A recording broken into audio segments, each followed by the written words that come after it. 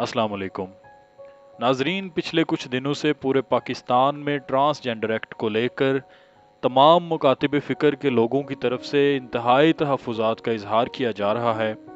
तो आज की इस वीडियो में हम बात करते हैं कि ट्रांसजेंडर एक्ट आखिर है क्या, ट्रांसजेंडर एक्ट ट्रांसजेंडर्स को क्या हकूक़ देता है और ट्रांसजेंडर एक्ट में गलत क्या है और इसकी इस्लाह कैसे की जा सकती है। नाजरीन, हज़रत लूत अलैहिस्सलाम के ज़माने में कौम लूत को हम जिन्स परस्ती के इस कबीह अमल की वजह से तबाह बर्बाद किया गया था और उस इलाके को सरसब्ज़ो शादाब होने के बावजूद बहरे मुर्दार बना दिया गया। अब तक हम ख्वाजा सरा की काबिल रहम हालत और उनके साथ ज़्यादतियों का रोना रोते रहे। ये एक ऐसी जिन्स है जो ना मर्दों में शुमार होती है और ना औरतों में। इन्हें तीसरी जिन्स का नाम भी दिया गया है।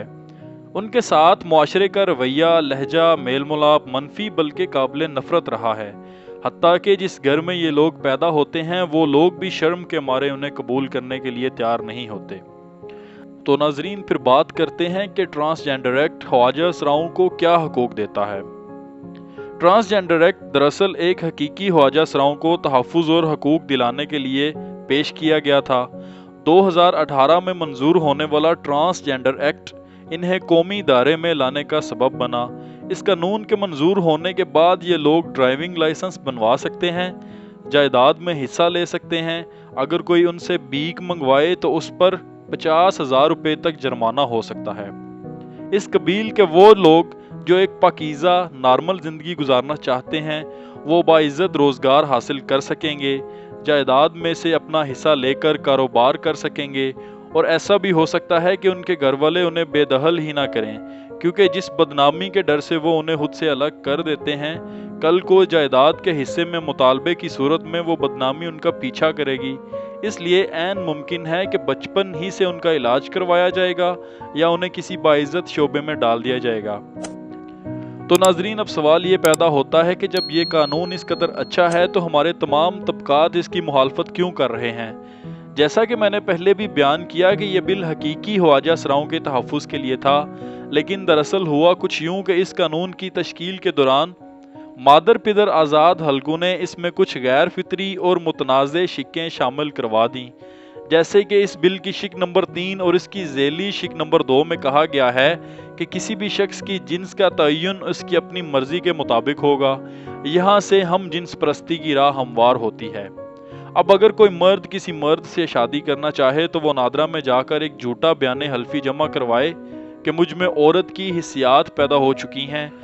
नादरा बगैर किसी मेडिकल चेकअप के उसके झूठे बयान हल्फी की बुनियाद पर इसे औरत का शनाख्ती कार्ड जारी कर देगा।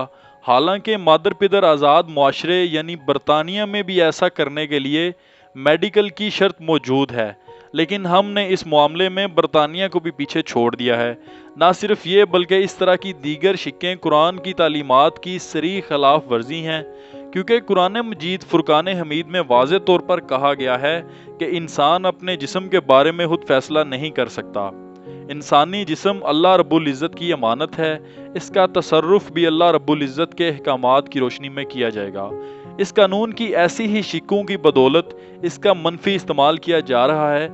बाज़ ज़राए का ये कहना है कि नादरा के रिकॉर्ड के मुताबिक सिर्फ 3 साल के कलील अरसे में 29,000 दरख्वास्तें मौसूल हुईं, जिनमें मर्दों ने अपनी जिन्स औरत में तब्दील करवाई और औरतों ने अपनी जिन्स मर्द में तब्दील करवाई। और जिनके लिए ये कानून बनाया गया था, यानी जिनकी आड़ ली गई थी, जिनके तहफ़्फ़ुज़ का प्रचार किया गया था, उनकी कुल दरख्वास्तें 30 मौसूल हुई हैं। इनमें 21 ख्वाजा सराओं ने मर्द के तौर पर और 9 ने औरत के तौर पर हैसियत इख्तियार की। तो नाजरीन, अब देखना यह है कि इस कानून में क्या इस्लाह करने की ज़रूरत है।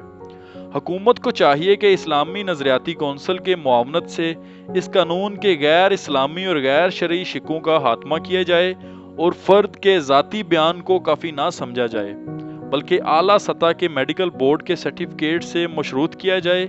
मज़ीद ये कि इस कानून का नाम तब्दील किया जाए, क्योंकि ट्रांसजेंडर एक अलग से तहजीब है, जबकि इस एक्ट में वाज़े लफ्ज़ जिन्हें LGBT के नाम से पुकारा जाता है, और अगर LGBT का कानून पास हो तो ये हम जिन्स परस्ती को फ़रोग़ देगा। गैर इस्लामी शिक्कों की तब्दीली के बाद اسے اسلامی نام کے ساتھ نافذ کرنا چاہیے، کیونکہ مغرب کی نام نہاد ٹرانسجینڈرز تنظیمیں یوں تو پاکستان جیسے مذہبی ملک میں اپنے مذموم مقاصد میں کامیاب نہیں ہو سکتی، لیکن اس قانون نے انہیں آڑ مہیا کی ہے جس پر فی الفور پارلیمنٹ میں ترمیم ہونی چاہیے۔